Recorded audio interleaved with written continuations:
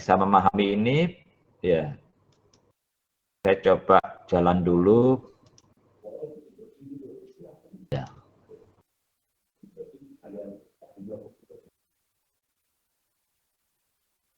Sini misalkan. Nah ini.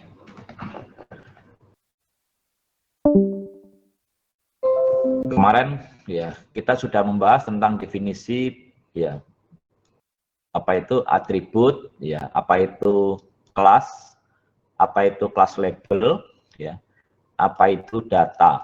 Ya. Nah di dalam klasifikasi, ya klasifikasi itu adalah membuat suatu model ya yang lebih general dari data spesifik yang ada pada data training. Jadi kalau dilihat di sini data trainingnya ada 10 ya. Nah, dengan kondisi setiap atributnya terisi untuk setiap data dengan terbimbing dengan kelas label. Nah, dari 10 data ini apakah kita bisa membuat suatu model yang general? Misalkan kapan terjadi no, kapan terjadinya yes. Jadi membuat suatu model yang general. Atau disebut dengan proses induction. Induction itu mengambil kesimpulan dari spesifik menjadi lebih umum. Nah, itu yang disebut dengan ya, pembuatan model untuk klasifikasi. Nah, setelah model klasifikasinya ini jadi, kemudian model ini dipakai untuk data testing. Nah, ini contoh data testing. Data testing ini tidak punya kelas label. Nah, dengan model yang general, kita mengaplikasikan model tadi untuk data testing. Ya. Kalau terjadi misalkan no small 55K, itu kelasnya yes apa no. Nah, dia akan melihatnya pada model. Nah, kemudian ya keluarlah jawaban untuk masing-masing data testing. Nah, problem ini keseluruhannya adalah problem klasifikasi. Ya. Jadi kita kembali sekarang. Ya. Apa yang disebut dengan klasifikasi? Menemukan suatu model dari atribut kelas atau dari kelas label, dari label kelas, sebagai suatu fungsi dari nilai-nilai yang spesifik yang ada pada setiap atributnya ya, dari data. Ya. Tujuannya adalah ya, untuk ya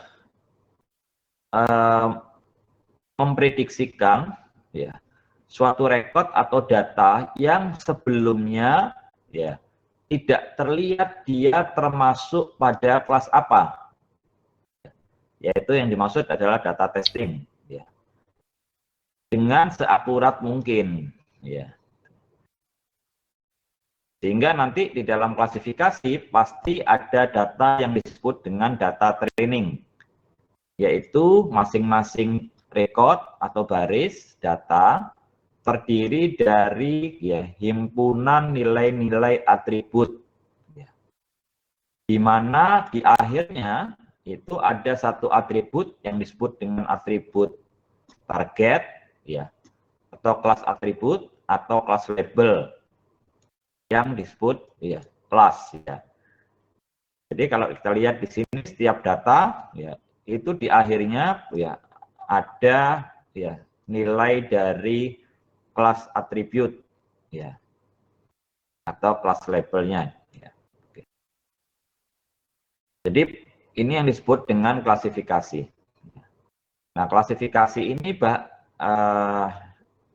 istilah yang lain yang juga sering kali dipakai itu adalah rekognisi atau recognition ya. Atau ada juga yang sering juga pakai namanya identification atau identifikasi. Nama lainnya juga prediction atau prediksi. Nama lainnya juga categorization atau kategorisasi. Ya. Tapi nama-nama itu semuanya adalah problemnya sama, ya, mengkerucut ke problem klasifikasi. yaitu mengklasifikasikan data testing ke dalam kelas label dari model yang general yang ada pada data training. Ya. Oke. Nah, klasifikasi ini banyak sekali diterapkan ya dalam berbagai macam problem ya. Contoh misalkan kita ingin memprediksikan suatu sel itu termasuk ya berbahaya, aneh gitu ya. Itu menyimpang ya, berperilaku aneh ya. Kemudian mengklasifikasikan transaksi kredit card misalkan. Ini transaksinya ilegal apa enggak ilegal ya. Atau dalam persoalan misalkan mengidentifikasi ya susunan protein ya. Atau mengkategorisasikan misalkan story-story dari berita masuk dalam kategori finance apa ya, entertain apa olahraga apa ekonomi apa politik ya. Jadi penerapannya sangat banyak ya di dalam kehidupan sehari-hari. Nah, langkah-langkah dari klasifikasi ini ya, itu terdiri dari 3 langkah. Tetapi dari 3 langkah ini sebenarnya ya itu hanya ada 2 bagian. Ya. Di mana data learning-nya ini sebenarnya ya nanti terdiri dari 2 step. Ya. Jadi ada data benar-benar data learning, ya. Ada data untuk validation. Ya. Validation.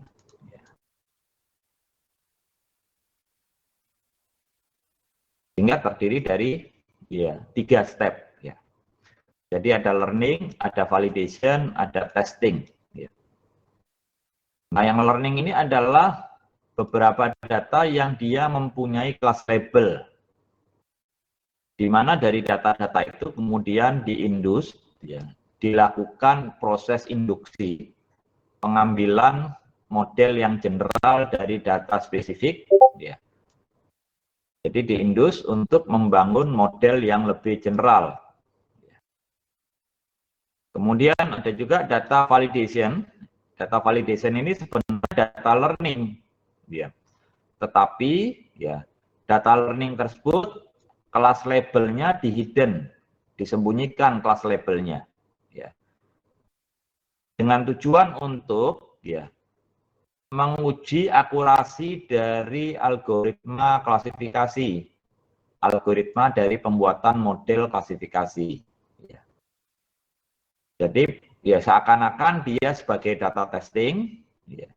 Kemudian diujikan dengan algoritma klasifikasi, keluarlah hasil klasifikasinya, kemudian hasil klasifikasinya dibandingkan dengan kelas label aslinya. Ya. Sehingga akan terlihat ya seberapa jauh kehebatan dari algoritma klasifikasi atau kinerja klasifikasi.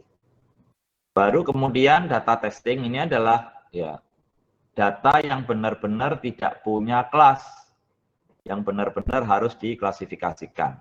Ya. Jadi ini adalah step dari klasifikasi. Sekarang kita masuk ya ke algoritma berikutnya. Kalau minggu yang lalu kita membahas tentang algoritma find X dan candidate elimination. Nah, sekarang kita lanjut ya untuk membahas tambahan algoritma lagi namanya nearest neighbor atau ya disebut juga KNN ya, KNN. Nah, nearest neighbor ini algoritma yang sederhana, ya, simple, decoding mudah, ya, untuk mengklasifikasikan data baru atau data testing berdasarkan ya, similaritas atau kedekatan terhadap data training. Nah, similaritas kedekatan itu biasanya menggunakan distance metric, ya. Jadi metrik jarak. Nah, unit untuk jarak umumnya menggunakan Euclidean. Ya. Meskipun nanti metrik jarak sebenarnya banyak sekali. Ya. Jadi umumnya menggunakan Euclidean. Nah, nearest neighbor ini, ya itu nama yang lainnya juga banyak. Disebut juga lazy algorithm, memory base, instant base, ya, exemplar base, ya, case base, dan experience base. Ya. Jadi itu nama-nama yang lain dari nearest neighbors. Ya. Sekarang kita masuk ke nearest neighbor-nya. Di dalam nearest neighbor itu ada dua pendekatan, ya. Ada yang memakai single nearest neighbor. Ya. Single nearest neighbor ini adalah klasifikasi didasarkan pada satu data training yang paling dekat terhadap data testing. Sedangkan yang k nearest neighbor itu ya diambil sejumlah k. K ini adalah nanti ya suatu nilai bulat yang lebih besar dari 1. Jadi bisa 2, bisa 3, bisa 4, bisa 10 ya. Masing-masing setelah ini kita akan bahas ya. Kita mulai dari single nearest neighbor. Ya.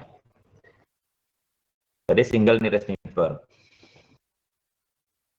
Jadi yang terjadi adalah ya di dalam single nearest neighbor ini kita mengkalkulasi, menghitung jarak antara data baru atau data testing ya, terhadap semua data training. Jadi kalau data trainingnya misalkan ada 10, kemudian data testingnya masuk, maka data testing tadi dihitung jaraknya terhadap 10 data training.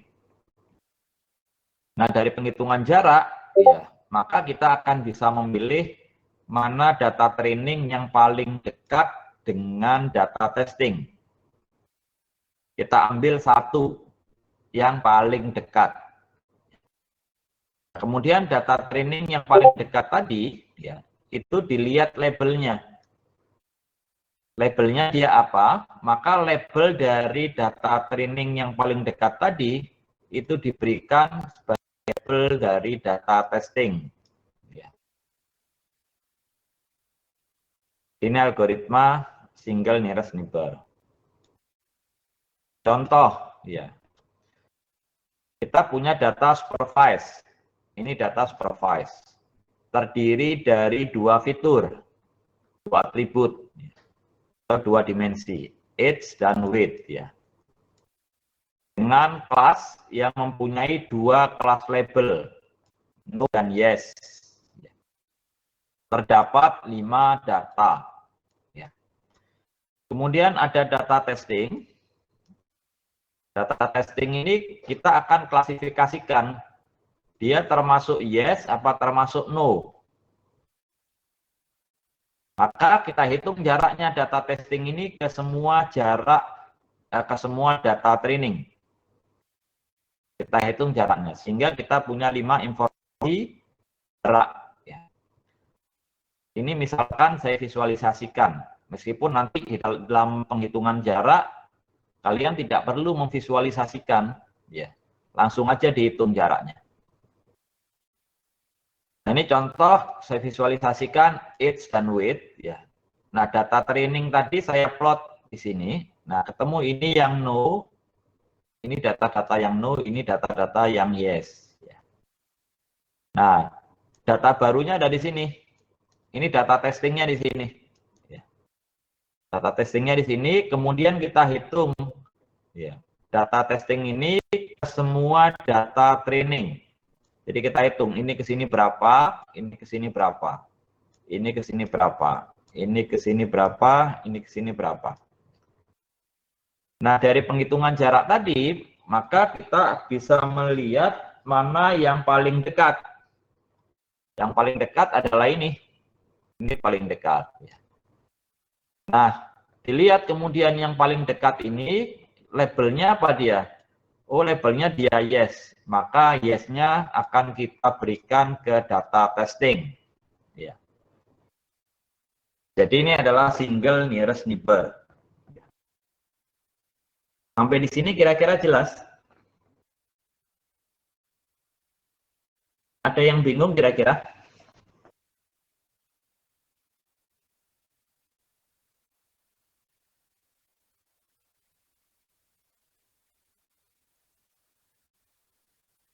Oke. Lanjut. Ya. Jadi ini akan ikut yes ya. Kemudian kita lanjut yang K nearest neighbor. Ya. Di mana K-nya ini adalah ya kita isi nilai bulat ya di atas 1 ya. Karena kalau 1 dia masuk single nearest neighbor. Nah, K-nya ini bisa kita isi nilai 2, 3, 4, 10, 20 ya. Terserah kita. Meskipun nanti ya ada cara ya pendekatan bagaimana menentukan K yang tepat. Nah, yang terjadi adalah hampir sama dengan single nearest neighbor. Kita hitung dulu jarak dari data baru atau data testing ya, ke semua data training. Kemudian kita ambil ya, jarak terhadap training data, kita ambil ya sejumlah jarak yang terdekat, sejumlah K. Jadi kalau K-nya misalkan 3, kita ambil training data yang jaraknya paling dekat ya sebanyak 3 data yang paling terdekat ya. Nah, kemudian ya dari 3 data yang paling dekat tadi ya, itu dilihat labelnya. Kemudian di voting. Di voting, pemenang dari voting kelas labelnya itu, maka kelas labelnya itu dibenamkan ke data testing. Jadi data testing itu kita pakai ya winning vote kelas label. Jadi kelas label yang menang voting itu menjadi kelas labelnya data testing. Contoh kasus tadi, ya. K-nya kita set 3, misalkan. Kemudian kita hitung semua kombinasi jaraknya dari data training ke data dari data testing ke data training. Kemudian kita ambil 3 yang terdekat. Ketemulah ini, dan ini. 3 yang terdekat. Dari 3 terdekat ini, kemudian kita lihat kelas labelnya. Kelas labelnya ternyata dari 3 itu 2 yes, 1 no. Kemudian kita voting. Voting pemenangnya adalah yes. Pemenangnya yes. Nah, yes-nya kita benamkan, kita berikan ke data testing. Sehingga data testingnya sekarang menjadi yes. Kalau K-nya kita set 5, kita ambil 5 terdekat. Ini contoh 5 terdekat. Nah, dari 5 terdekat ini, yes-nya ada 2, no-nya ada 5, no-nya ada 3. Kita voting, menang no, no-nya menang. Nah, no-nya kita berikan ke data testing. Sehingga data testingnya sekarang adalah no. Jadi itu adalah K nearest neighbor.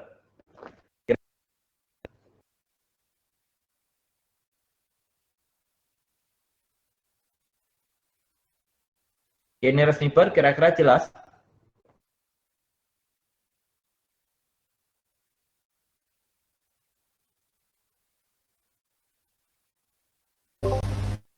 Jawab rek. Iki kami kudu ganjil lah. Berarti ya nek. Oke. Nah, semisal genap kok votingnya podo ya apa Ci? Nah, kemudian kita lihat keuntungan dari nearest neighbor ini, dia sangat simpel, mudah sekali, hanya tinggal hitung jarak, Penaltian. data testing ke data training, ya, kemudian ambil kemudian di voting. Ya. Dan analytically tractable, jadi dia mudah di track, mudah dirunut. Ya. Jadi misalkan kalian sebelum coding kalian runut satu jarak pakai Excel misalkan, ya itu mudah. Ya. Jadi mudah dicek, ya implementasi kebenarannya mudah dicek. Ya. Kemudian dia memungkinkan untuk diaplikasikan pada lingkungan komputasi paralel. Enak motongnya. Karena setiap penghitungan jarak, jadi penghitungan jarak ini, jarak dari testing ke data training ini tidak ada hubungannya, jadi bisa dilakukan secara paralel. Oh iya, kurang tangi saya itu. Jadi kalau misalkan, ya apa itu kita punya 5 core, kita jalankan semuanya secara bersamaan, penghitungan jarak dari data testing ke data training, itu memungkinkan diimplementasikan di lingkungan paralel. Ya, sehingga lebih cepat. Tetapi errornya masih tinggi. Ya, errornya tinggi. Jadi lebih tinggi dari Bayesian. Ya. Nah, tapi juga tidak lebih, ya tidak tinggi banget ya. Errornya tidak tinggi banget ya.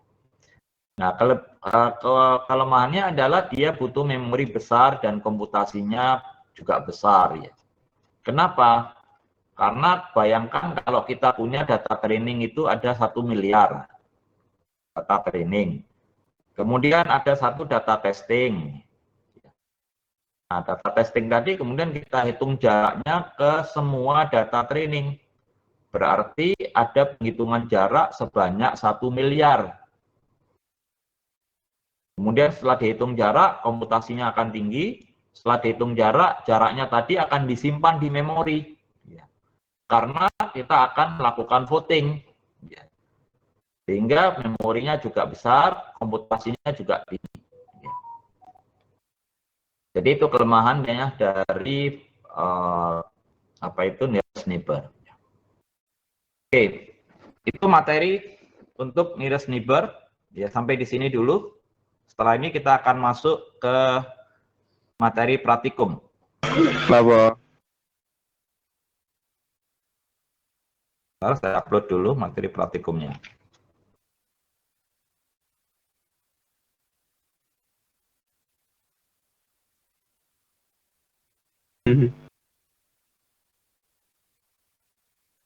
Tahu ya guys ya.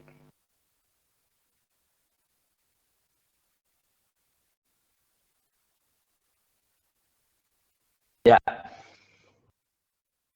Nah, di materi praktikum ini kalian nanti akan saya berikan dataset supervised, namanya dataset Rushbini. Ya. Di dalam dataset Rushbini ini nanti ada 2 atribut ya, atau 2 fitur. Jumlah datanya 75. Kelas labelnya ada 4. Ada kelas label 1, 2, 3, 4 dengan masing-masing jumlah data per kelas label sekian. Sehingga kalau di total nilainya jumlahnya adalah 75. Nah, kalau dataset tadi divisualisasikan karena hanya ada 2 dimensi ya, hanya ada 2 fitur, 2 atribut, sehingga memungkinkan untuk divisualisasikan itu tampak seperti ini distribusi datanya. Jadi ini kelas label 1, ini kelas label 2, ini kelas label 3, ini kelas label 4 ya. Nah, itu nanti datasetnya saya berikan ke kalian. Nah, yang harus kalian lakukan adalah ini tantangannya. Ya. Kalian ambil 80% data awal, data yang di posisi awal dari masing-masing kelas label sebagai data training. Jadi 80% posisi yang di awal itu untuk masing-masing kelas label. Jadi data-data yang kelas labelnya sama, ya, itu ambil 80% yang di atas sebagai data training, 20% yang di bawah sebagai data testing.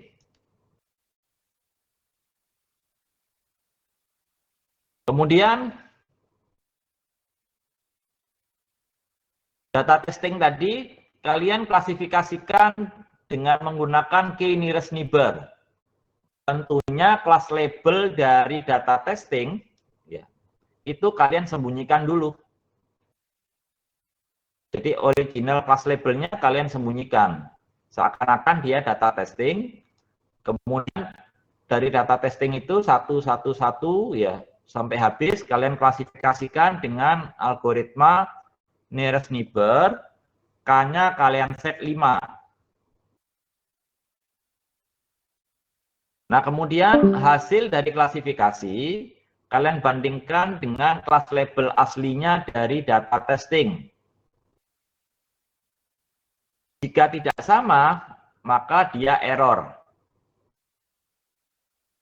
Nah, kalian nanti total dari keseluruhan data testing itu, errornya berapa? Kalian jadikan error dalam persen ya. Jadikan dalam persen. Jadi persentase errornya nanti berapa? Itu yang disebut dengan error rasio. Rasio error. Nah, kemudian kalian buat report.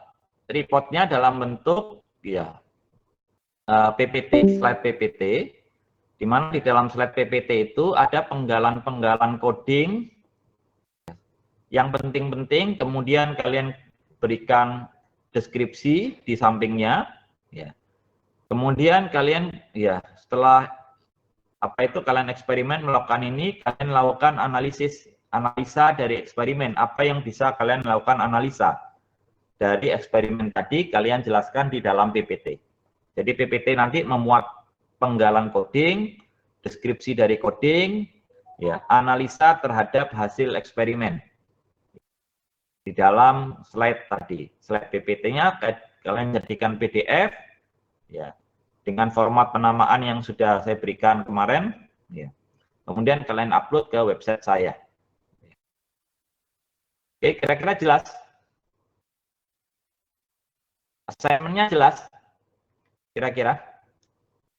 Belum saya lanjut?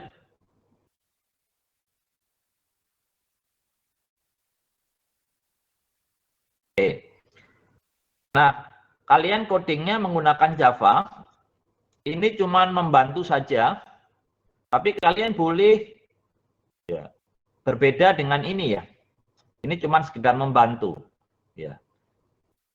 Misalkan ya, karena nanti datanya data Ruspini, ya itu nanti bentuknya adalah CSV apa TXT. Yang jelas ada file eksternal. Ya. Kalian pasti butuh fungsi untuk membaca file. Kemudian dikonversi menjadi suatu array 2 dimensi. Ya. Jadi ada baris, ada kolom.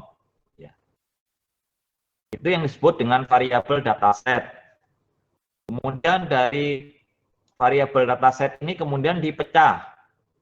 Dipecah dengan split rasionya tadi 80%. 80% untuk testing.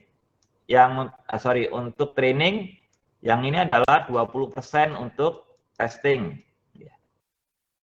Sehingga nanti ada data training, ada data testing. Kemudian dari data training ambil training labelnya. Dari data testing ambil testing labelnya. Kemudian kalian juga butuh fungsi untuk menghitung jarak. Menghitung jarak ya dari satu titik ke titik yang lainnya.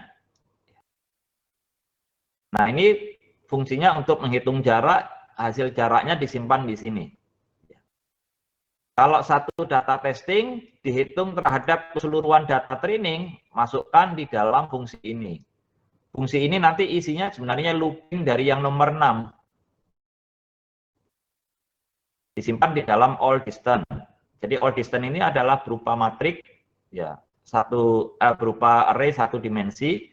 Isinya adalah kumpulan distance dari data testing ke data training keseluruhan. Kalau yang nomor 6 ini 2 titik saja. 2 data saja yang dihitung distance-nya. Kemudian ya, kalian juga perlu membangun fungsi untuk sort data. mengurutkan data karena nearest neighbor itu ya dari informasi jaraknya kemudian diurutkan agar bisa diambil yang teratas, ya, yang terdekat. Ya. Nah, mengurutkannya ya, bisa jadi ini modenya ya, mode ascending apa descending. Ya. Simpan di dalam sorted data, data yang dalam keadaan terurut ya, terurut ya. Kemudian kalian juga butuh ya fungsi key nearest neighbor. Setelah terurut kan itu harus di voting ya. K-nya berapa ya. Sorted datanya dimasukkan ya. Training labelnya dimasukkan ya. Sehingga nanti ada classification result ya.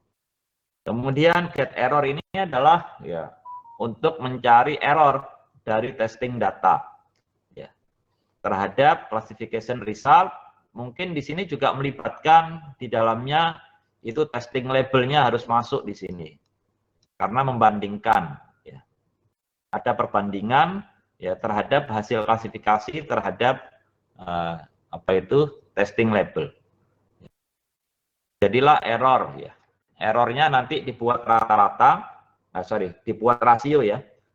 Persentase pembaginya adalah jumlah testing data dibagi kali 100%, keluarlah error ini dalam keadaan ya persentase ya 0 sampai 100%. Nah, kalian boleh memodifikasi kalau misalkan ingin ditambahi, ingin dirubah juga boleh, tapi ini sekedar membantu saja ya. Oke, sampai sini kira-kira jelas fungsi-fungsi yang harus dibangun di coding kalian.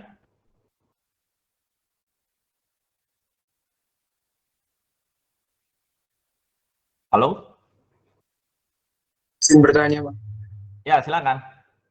Fungsi-fungsi ini tuh harus dibangun di satu kelas apa bisa dipisahkan gitu, Pak? Bisa. Maksudnya gimana?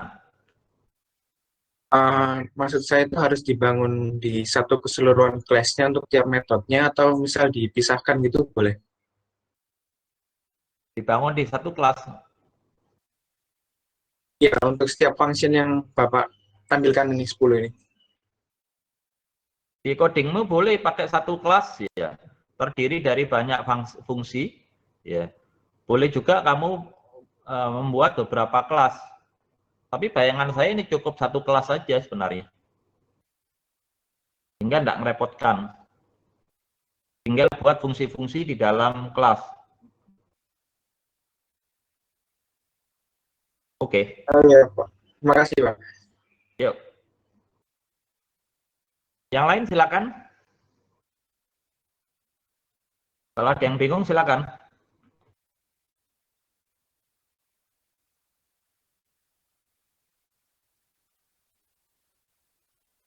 Oke, kalau tidak bingung, ya. Setelah ini materinya saya upload di website, ya. Kalian langsung kerjakan. Saya akan bersama kalian sampai jam 11.